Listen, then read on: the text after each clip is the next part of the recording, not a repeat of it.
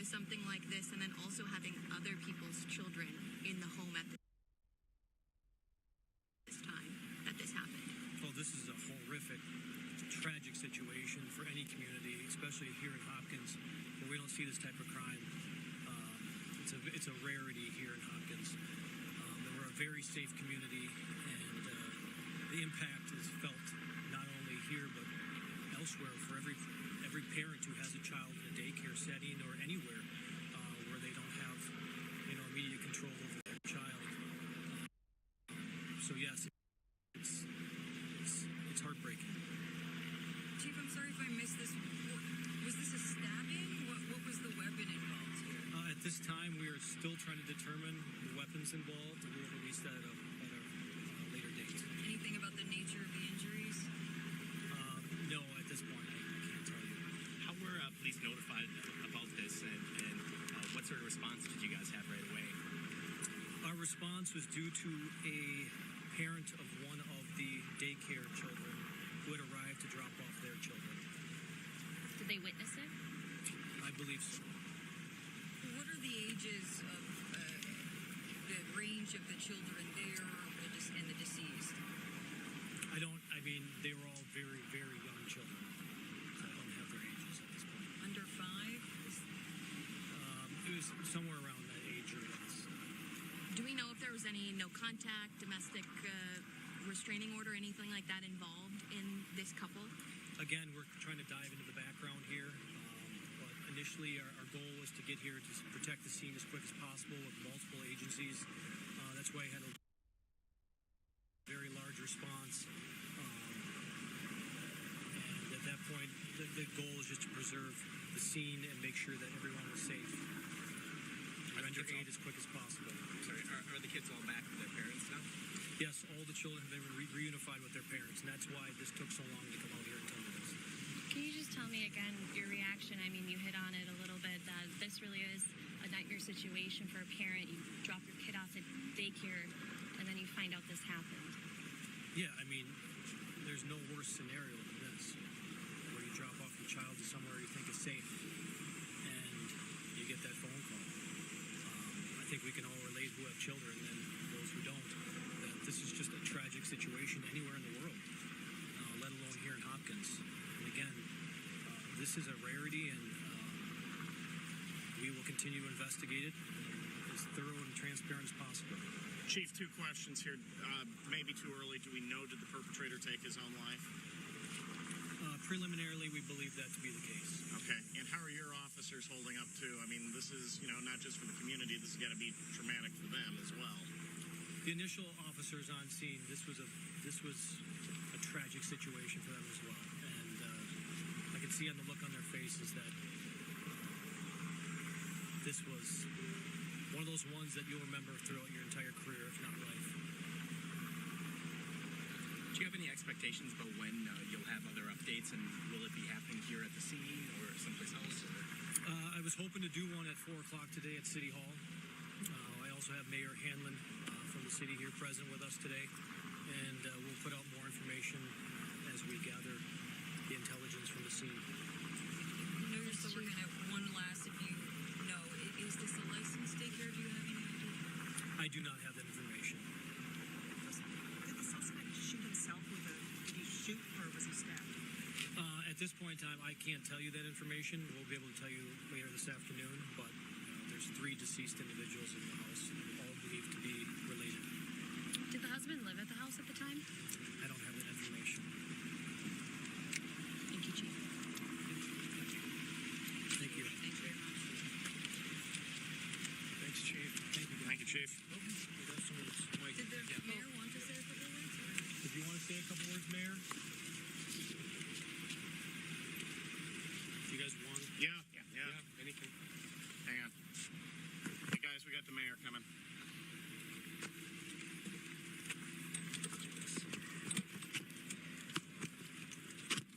Mayor, why don't you come on right up.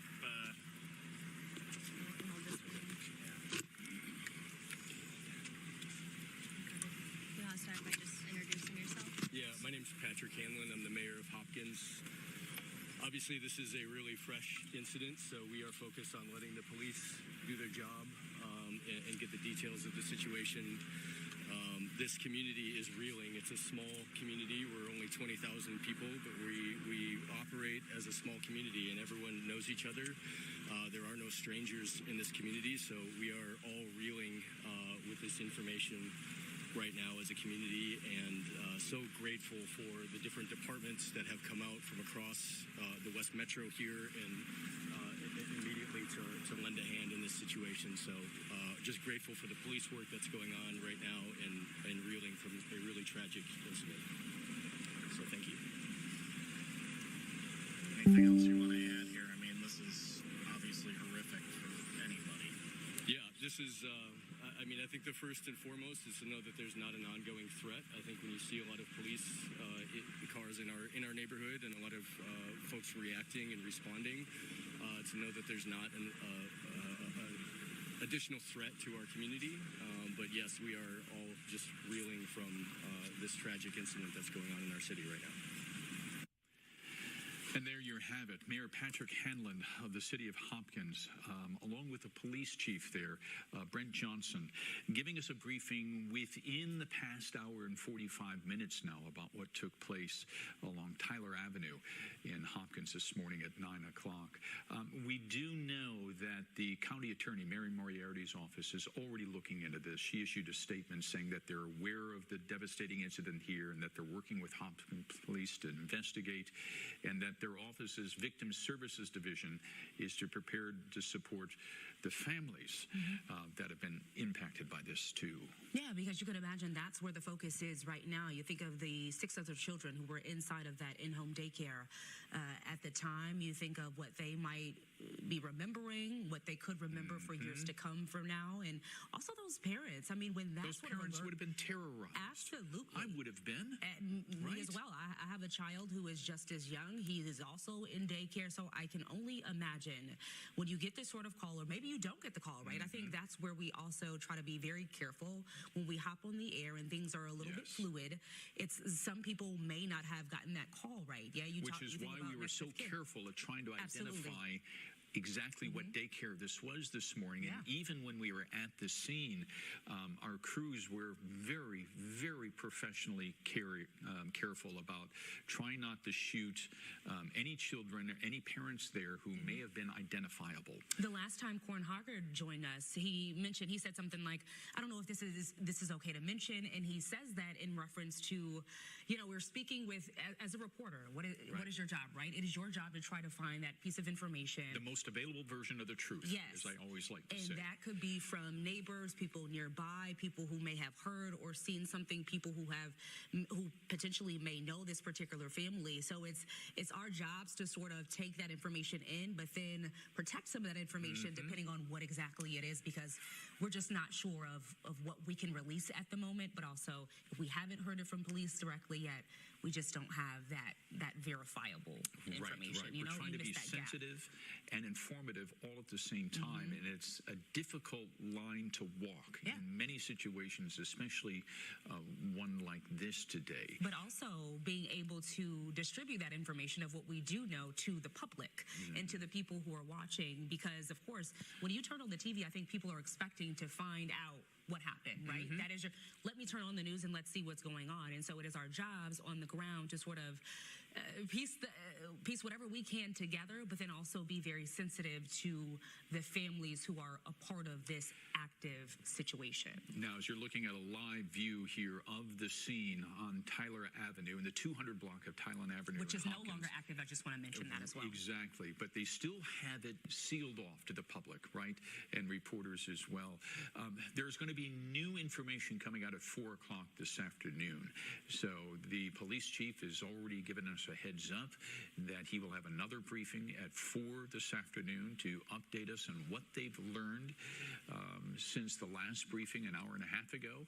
And we, of course, will carry that for you live on Fox 9 all day, in addition to fox9.com, where you can stream it, and so you can watch for yourself as we have continuing coverage on the tragic death of 3 people at the Brown Bear Daycare in Hopkins this morning. And I just wanted to read this public information release that came from the Hopkins Police Department in reference to this incident in the 200 block of Tyler Avenue North.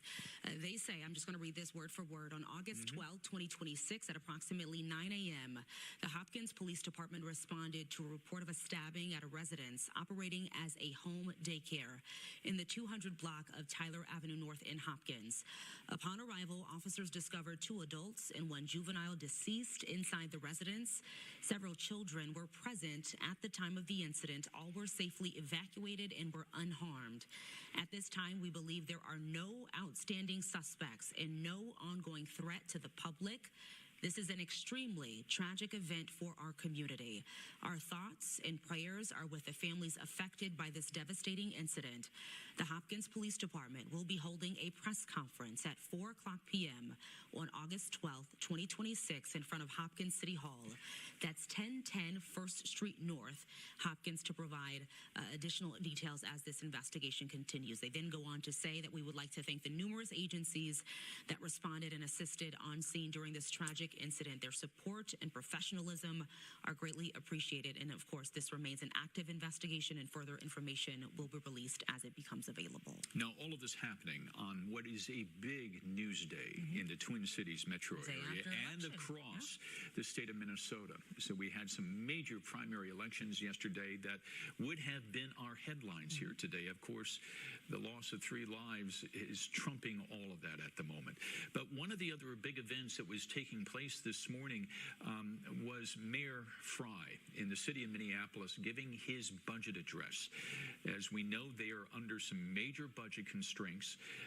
They are perhaps going to have to raise taxes this year, property taxes, and perhaps maybe even lay off some city employees to help balance the city's budget. And as the mayor was about to give his budget address this morning, he paused to step back and talk about this incident in Hopkins. Let's listen to that right now. Before I start the speech, I want to note that there is presently a critical incident that is taking place in Hopkins. While there is not a ton of information yet, I know that our hearts and our prayers are with the people of Hopkins and any families that have been impacted. I have already touched base directly with Mayor Hanlon, offered any assistance that we possibly can provide. While I don't imagine that a decision point will come from me or involving this city while I'm giving this speech, I've also authorized staff to pull me temporarily for a brief pause so that any additional assistance or mutual aid can be provided. The city of Minneapolis stands with Hopkins. We are not strangers to crisis, and when it takes place, we work together. That's exactly what we'll be doing here. Mayor Fry noting that they're not strangers to crisis, and he's specifically referring to almost a year ago. This happening in Minneapolis with the shooting at Assumption Annunciation Church, excuse me, where we had 2 young students who perished in that particular shooting, many others injured, and we're coming up almost on the 1-year anniversary of that. So for the mayor to say this, he knows exactly what the city of Hopkins is going through, what the first responders are going through, what the mayor is having to deal with.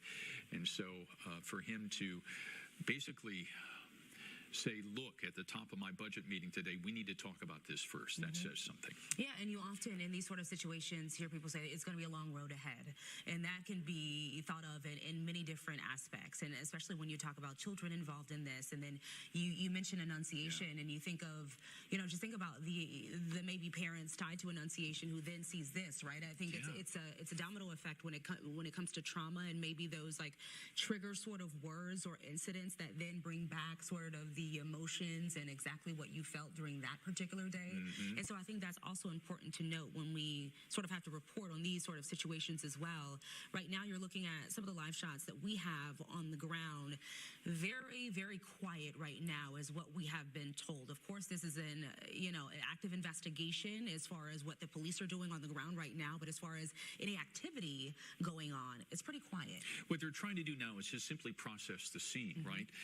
Talk to any witnesses who may have heard anything or seen anything or knew anything, and that's going to be part of the investigation.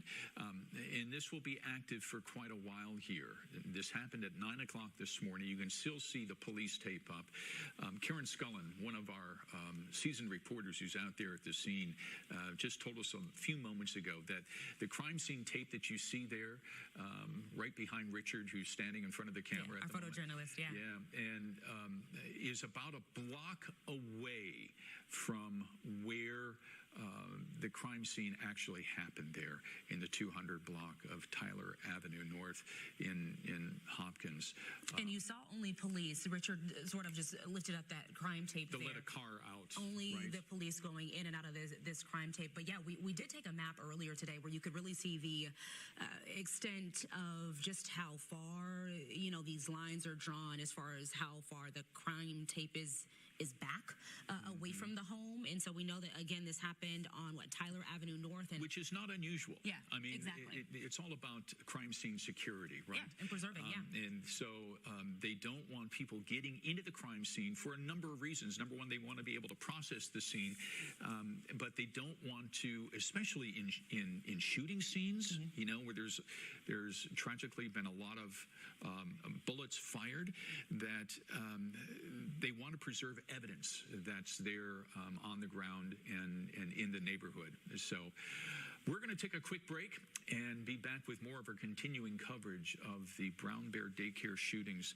that happened tragically this morning in the city of Hopkins.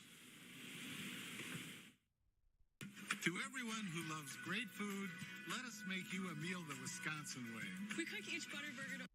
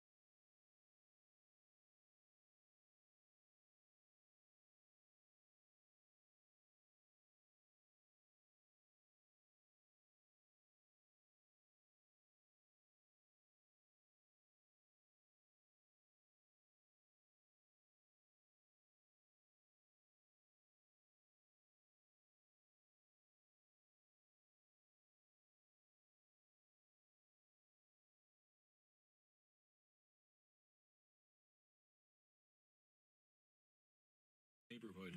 And Corin, you're there too for us. You've been talking to a lot of neighbors, and one of them telling you that perhaps they saw someone come up to the house this morning. Tell us about that.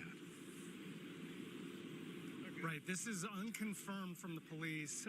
The police chief couldn't or wouldn't confirm this morning. But this woman who lives across the street said that she saw what appeared to be a police chase that ended just in front of the house. And we can kind of see a vehicle parked pretty close to in front of the house on the wrong side of the street. That's where she described this happening. She said she saw a man jump out of that vehicle and then go into the house. She recognized him as somebody who should be living in that house, and so she wasn't really stunned to see that happen, but she was a little bit unnerved by seeing the police following him. But she said that they did not go through the threshold into the house immediately, and so that didn't happen until a while later.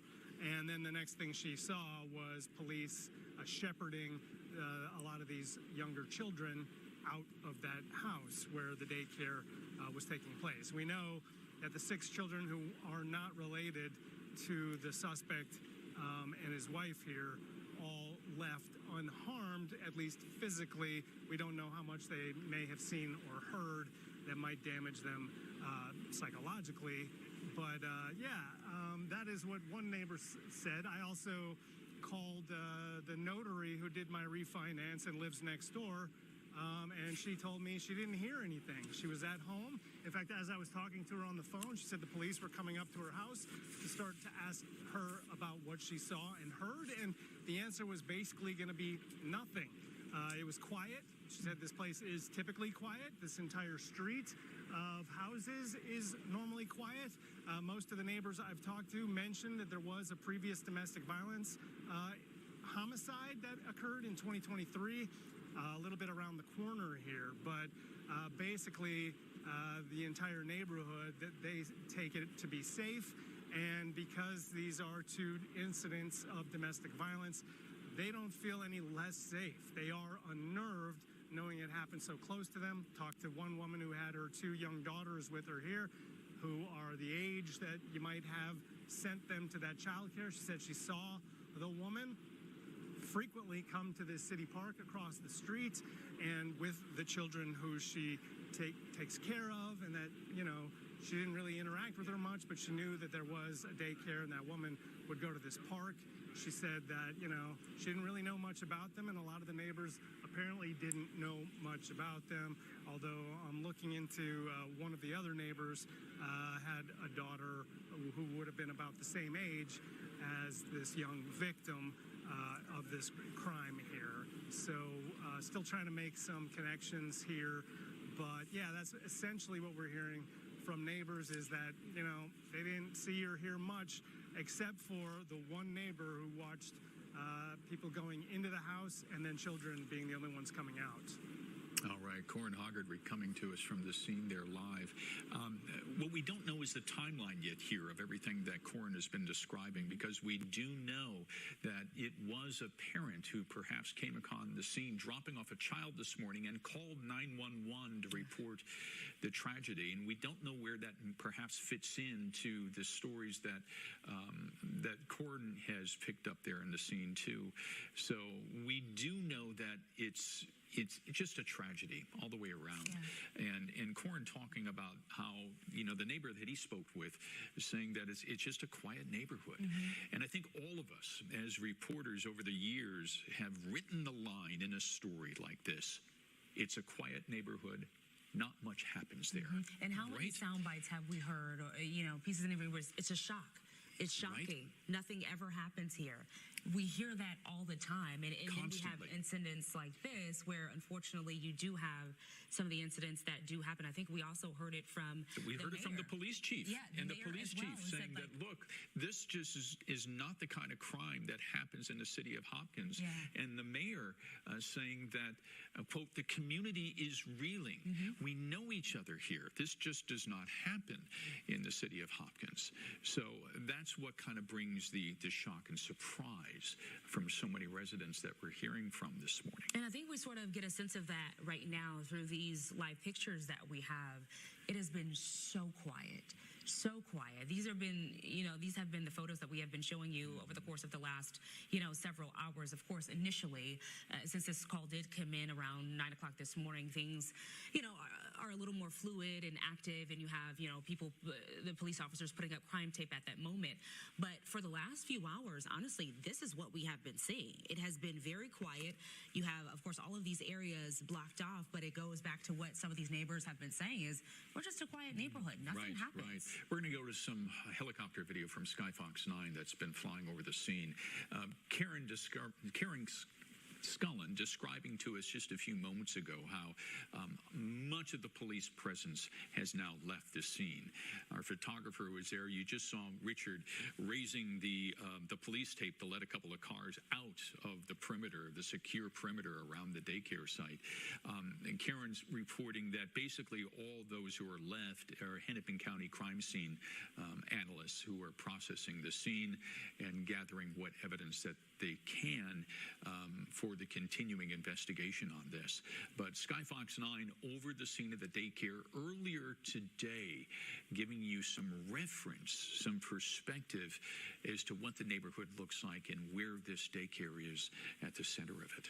And I know we are working on it in our control room. We're working on getting some of the sound earlier from the police chief and also the mayor, because if you are just joining us, you might just be wondering what is going on. I'm just seeing these live pictures, and I need to know what's going on. And you could see, of course, what those words on your screen about 2 adults and a child dead at a home daycare. So I just wanted to mention some of the information that we got here from the Hopkins Police Department. They said at 9 o'clock this morning, the police department responded to a report of a stabbing. We have been, I think Karen Scullin mentioned this as well in her report, what she had gotten confirmed. It was a stabbing, but then said that the man might have shot himself. That piece of information we're still working to learn. Again, a press conference is expected to happen at 4 o'clock. We might get that information there. But as far as this information that we have right now from the police department, they said that this was a stabbing at a residence operating as a home daycare in the 200 block of Tyler Avenue North in Hopkins. When they arrived, the officers discovered 2 adults and 1 juvenile deceased inside of that house. Several children were present at the time of that incident, and all were safely evacuated and were unharmed. Some of our own photographers there on the ground saw, some of the parents coming up to the home and walking out with a child. So that is what we have been seeing with our own eyes.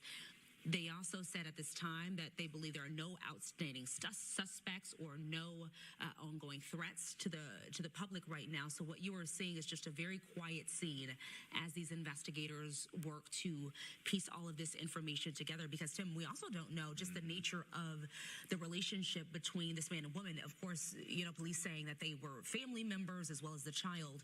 But were there domestic incidents in the past? How many? Was this, just what the scale of the relationship was as far as in present time. Now, we were just showing you right here, okay, we want to go back to this picture right here. That is actually the daycare. So that's the Brown Bear Daycare, and the mural on the garage. Now, Karen Scullin has been talking to neighbors there who indicate, we really didn't know that there was a daycare going on there. We just called it the garage house because of the mural that's there on the garage door outside. So that's what the neighbors collectively kind of knew the house as the garage house, and not necessarily the Brown Bear Daycare. And it's not unusual. I mean, there are in-home daycares in virtually every neighborhood. Oh, yeah. And you might not even know. And you might not even know. Because the amount of kids also could fluctuate, too. Of course, you have to be licensed by the state, but, they could have 5 kids. And in this particular incident, we know it was 7 children in total, and then you include the deceased child in that number. But and yes, we did check the records. It had passed all of its inspections with the state of Minnesota, so it was on the up and up. And that's the question that a lot of people are, of course, going to have, too, is, when you sign your children up for these daycares, all of us want our kids to be safe when we drop our kids off. And so when you get this sort of news after dropping off your child, you can imagine just some of the parents who had to go to the home and pick up their child from what they can only imagine that their child may be heard or seen at the time of this particular incident. Right. And, you've got a child. I do. In that same age in group daycare. right now, in daycare. I remember going through it with my own daughters who are much older now. Yeah. And this is frightening when you get an alert like that there's been some kind of incident at your daycare, and that's what makes this incident so frightening and so relatable for so many of you out there who've maybe seen the headline and, oh my goodness, I have to tune in to find out what happened, because I think instinctively we all know that there, by the grace of God, amen, maybe our own children could have been involved in something like this. And I think those would, and I'm just thinking for myself as someone with a child in daycare, I think about having a conversation with my kid after they just left a home where this happens. What do you say? How do you have those conversations? Are you able to pull anything out? Because we know when we have children that are that young, we do know in this particular incident, the kids were under the age of 5. Right. The chief said younger kids. And so you try to just get little by little pieces of information, but you also don't want to disturb them too much, to where it might then, spark trauma. Right. And also you have so many questions too of then how do they walk through life with that sort of trauma? Do we need to speak with someone? How do we get that sort of information? Because you just never know. You don't know what they're going to absorb. And you and I have had this conversation a lot as Houston gets a little older. And, at that age, what I love about that age is that their minds are just so expansive. They're a sponge. Right? They're sponge. so expansive. And they see the world for how they see it, for what it is, and not as we as parents create it to be. And what they walk away from something like this, they can't often express. You tell the story. You shared it earlier today about Houston. What did you do at school today? Nothing. That's right? the answer. Yeah. That doesn't mean nothing, right? Nothing means nothing, because they will take away things. And these 6 children who are safe now, perhaps they didn't see anything, we don't know, but they perhaps heard something. Right. So, all right. We're going to take a short break, and we're going to be back more with our continuing coverage of the Brown Bear Daycare in Hopkins. Coming up next, we are going to have the same conversation, a little bit expanded, with a child psychologist coming up. The feet have a really big impact on how the rest of the body moves. The knees, the hips, the lower back especially. If the foot isn't properly aligned, all of these joints are going to function incorrectly.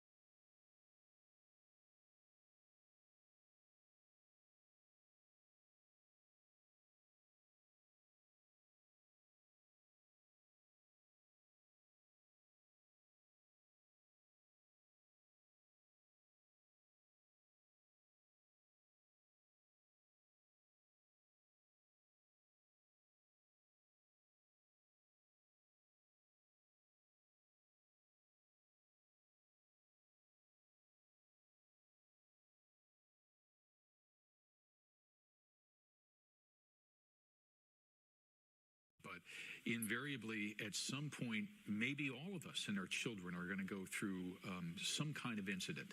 Maybe not at this level. But what are some of the signs of stress, Elizabeth, that maybe we as parents should be looking for? That's a great question. We as adults, we have the ability to typically express what's going on. But for children, even children 5 and under, they're not going to have the language to talk about their experiences. So as parents, what you would most likely be paying attention to is their behaviors. What are they displaying at home? For 5 and under, we would be seeing sleep difficulties, regression in toileting, regressive behavior, maybe big emotions, big tantrums. You might even be able to say to yourself, this isn't my kid anymore, or they're acting like they're younger than usual. That's them trying to express and process the dysregulation they feel in their body. Okay, so if that happens, what is a parent to do? Great question. So it doesn't necessarily mean after a tragic incident that we immediately need to call a professional. They're there if needed and can immediately support. But as a parent, what you can do is some simple things. First and foremost, demonstrate that you are safe and your home is safe. And what that can be done is showing routine, showing that you're regulated, answering questions as they come up, and getting back to business as usual. The other thing that can be really helpful as a parent is creating opportunities for them to express, but this is different than forcing them to. It's creating opportunities. So that includes play, art, activities, even maybe some shows that talk about situations like this. What it does is it creates the opportunity for them to discuss or share or act out what they need to, but it's not a direct conversation, and we can expect information right away. And Elizabeth, I'm curious, just for the parents at home, should they be talking to their kids about safety? And if so, how do they do that? Especially when you're talking about a child potentially under the age of 5. That's a really great question. So what we want to be looking at is having these discussions that are age appropriate. So for 5 and over, yes, they're old enough to know a phone number. They're old enough to know how to call 911. But for 5 and under, they don't. So it's important to think about what would be age appropriate. I think some of the things that we talk about is not going with strangers, seeking an adult for help. What's challenging here in this particular case is for 5 and under, they might not have been able to even call 911 or do anything in that moment. So we think about safety as how do we keep ourselves safe and not engage with things that are scary. Now, for those children who may be exposed to this headlines here today, in the news, and it's showing up in their social media feeds, if the kids are connected at that age, and we know a lot of them are, what kind of a conversation should parents be having with their families and children tonight? It reminds me a lot of just almost a year ago now, our tragedy with the Annunciation shooting, right? And what particularly comes up for our families is daycare and school are an extension of our homes. We expect them to be safe. And when a situation happens like this, even if it's isolated and not an immediate concern to the community, it can be really scary to think about, am I safe to leave? And so as a parent, I think some of the great conversations can be around, how do we keep you safe? How do I make sure I check before we go places to know that this provider is safe? How will I always come home to get you? You can know that I'm here for you to talk as things come up. And so I think it's this important thing of we have this conversation around this is our reality, and here's how I am going to keep you safe. And especially trying to navigate it depending on the age of the child. Elizabeth, I can tell you I have a 4-year-old at home. Sometimes you get a lot of answers, sometimes you don't. So I'm very curious of if you try to have these sort of conversations, no matter if it is, one particular trauma incident or just something big or small, what if they don't say much? Should that be concerning? What should you do? I have a 5-year-old home who won't even give me details about her day, like her day at camp, right? So how do we expect that they're going to talk about these incidences? And so I think the piece for me is always just create an opportunity and express that you're here if there's anything they want to share. But don't expect like a chronological detail. What you'll typically see is little bits of information spread out, typically through play or other opportunities. And really quickly, should you push for that though? Like, should you follow up with more questions, or should you just sort of back off? Right. Okay. Yeah. No, I typically wouldn't, is because for kids, if they feel there's too much pressure or there's some reason that they need to share, they might feel like I have to keep this internal. I don't want mama to get upset. So creating those opportunities, but with the understanding and awareness that you're just going to get snippets as they show. You can't have a direct line of questioning. Yeah, it's a safe place. I think what I hear you saying is just give them the space if they want to talk about it. Yeah. Yes. Or Yes. bring it up. Yes. Elizabeth, we appreciate your time. Elizabeth Kittleson, child psychologist, talking us through just how to talk with our kids at home about any incident. So valuable, Elizabeth. Thank you. Thanks for your time here this afternoon. What a tragedy. Yeah. Right now, we do know incident in Hopkins happened after 9 o'clock this morning. We know a man, a woman, and a child is now dead after a stabbing inside of a residence there on Tyler Avenue North in Hopkins. All right. We are going to take a quick break and come back with more of our continuing coverage of this tragedy in Hopkins this morning. I'm Ed Peterson. Worked hard pretty much all my life. Construction industry. I was out on the highway, lifting, carrying.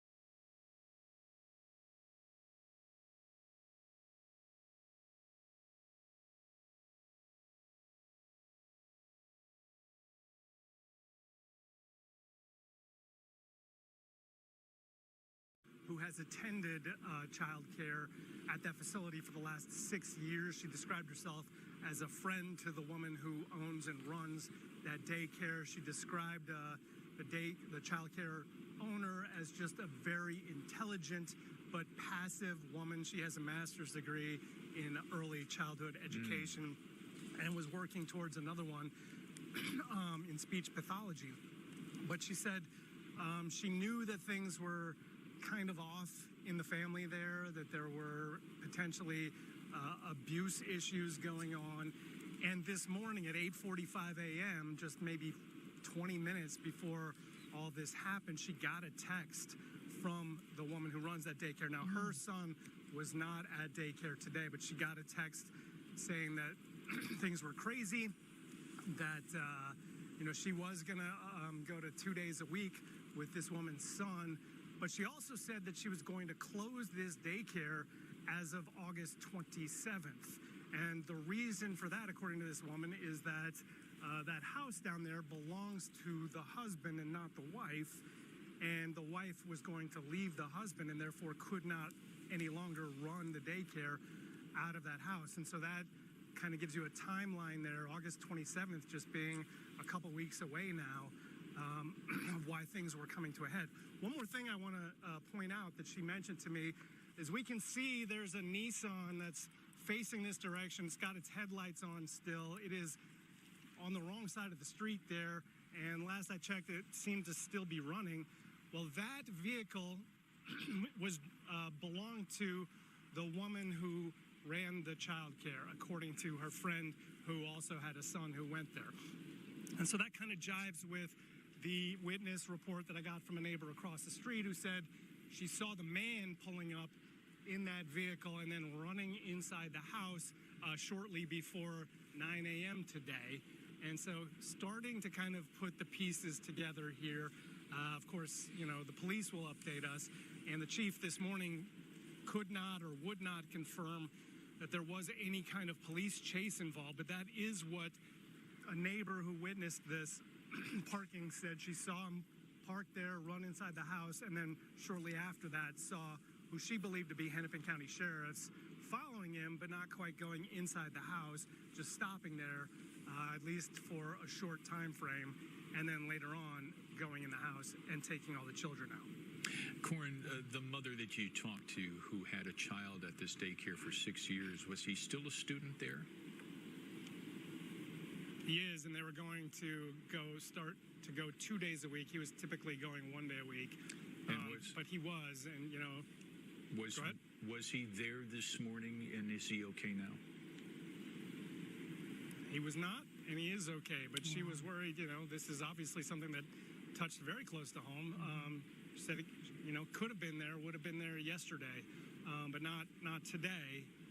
But they were kind of working out a schedule where she could leave her son there a little bit extra over the next 2 weeks while this place was still open. But it was, again, the plan was to close. I saw the text message. The plan was to close this place on August 27th. Wow. And just to think of that piece of information is really chilling. I'm imagining, Corin, she had to be shaken up. How was that woman as far as her response to this? She was angry. Yeah. She was a little bit, shocked and, concerned for her own son, although he is safe, but just to think of what could have been. But she was angry. She said this is a situation where, a woman who she described as passive in all aspects of her life, literally was teaching her son the difference between passive and aggressive people, and her young son identified the woman who runs this child care as someone who was passive.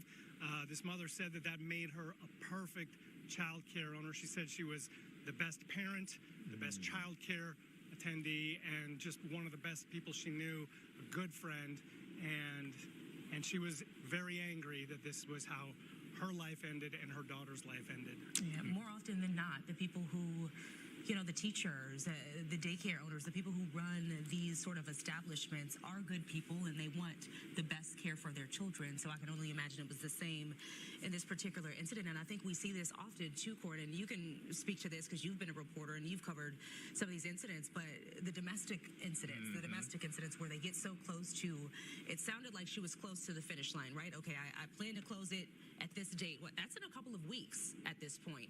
So then to think about that, and we're almost close to that date and this happens to her, her child, her family is just so heartbreaking.